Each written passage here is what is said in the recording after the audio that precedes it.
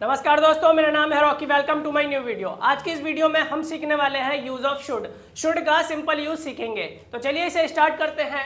Should के देखो, should की पहले हम आइडेंटिफिकेशन देखेंगे, यानी पहचान। हम पहचानेंगे कैसे कि कोई सेंटेंस शुड का है तो उसे कैसे बनाए।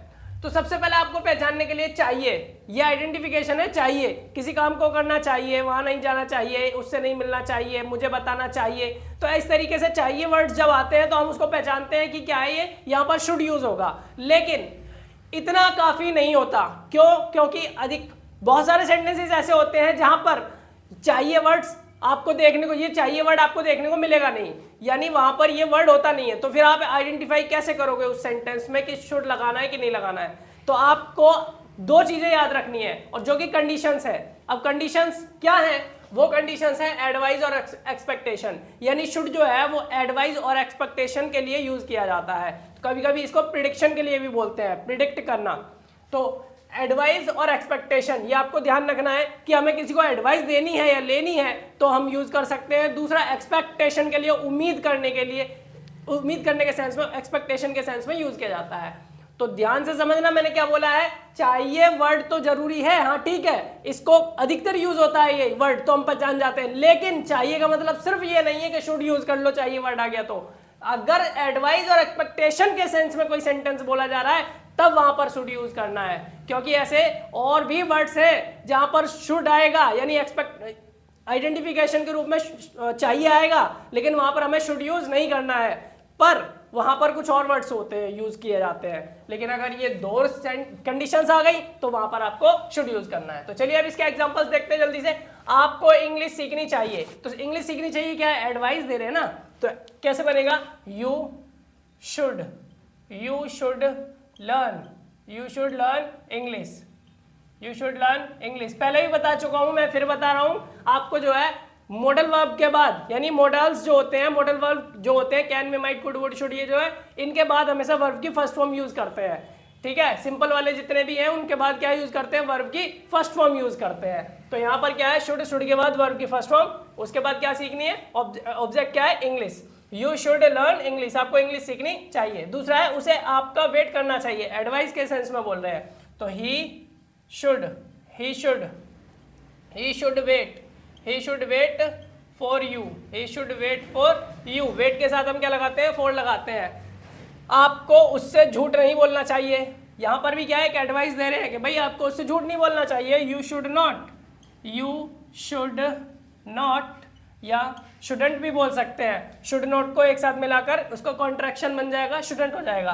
तो you should not lie him, आपको उससे झूठ नहीं बोलना चाहिए। देखो, अगर फीमेल की बात हो तो हर, और मेल की बात हो तो हिम लगा सकते हैं, ठीक है ना। और यहाँ लाए जो आया है ये झूठ बोलना होता है। टेला लाए भी बोल सकते हैं और लाए भी बोल सकते हैं।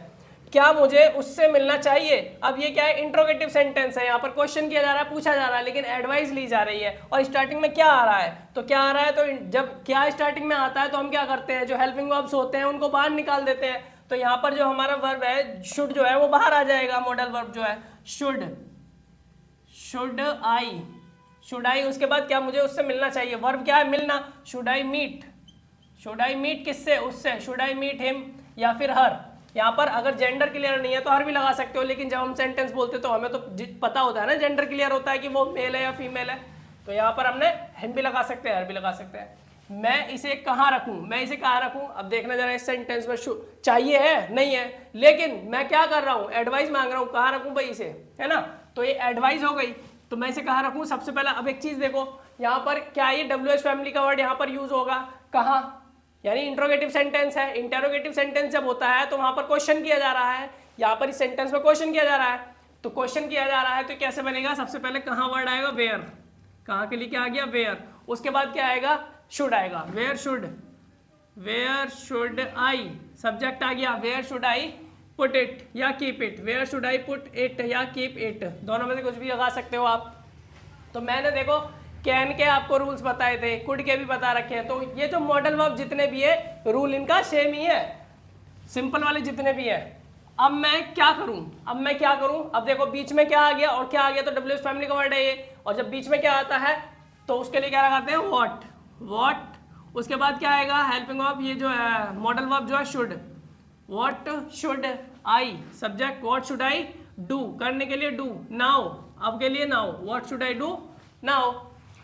अब वो क्या सीखे, अब वो क्या सीखे, बीच में क्या आ गया, इंट्रोगेटिव सेंटेंस है, क्वेश्चन मार्क भी देख सकते हो, पूछा जा रहा है कुछ ना कुछ, तो क्या के लिए व्हाट, व्हाट, उसके बाद शुड, उसके बाद सब्जेक्ट ढूंढेंगे क्या है वो के लिए ही, व्हाट शुड ही, उसके बाद सीखने के लिए लर्न, वर्ब आ गई, what should he learn now. अब मुझे वहां अकेले क्यों नहीं जाना चाहिए, मुझे वहां अकेले क्यों नहीं जाना चाहिए, क्यों आ गया ना, क्वेश्चन कर रहा है, इंटरोगेटिव सेंटेंस पूछा जा रहा है, तो क्यों के लिए वाई आ गया, वाई, उसके बाद क्या आएगा, शुड आएगा, वाई शुड, उसके बाद क्या आएगा, सब्जेक्ट, सब्जेक्ट क्या है, मुझे वहां अकेले क्यों नहीं जाना चाहिए, किसको, मुझे, तो मुझे के लिए आई, वाई शुड आई, उसके बाद not, Y should I not, क्योंकि ये नेगेटिव वाला भी है, तो सब्जेक्ट के बाद नॉट लगाएंगे, why should I not go there, why should I not go there, मुझे वहां क्यों नहीं जाना चाहिए, कैसे, alone, why should I not go there alone, यानी अकेला।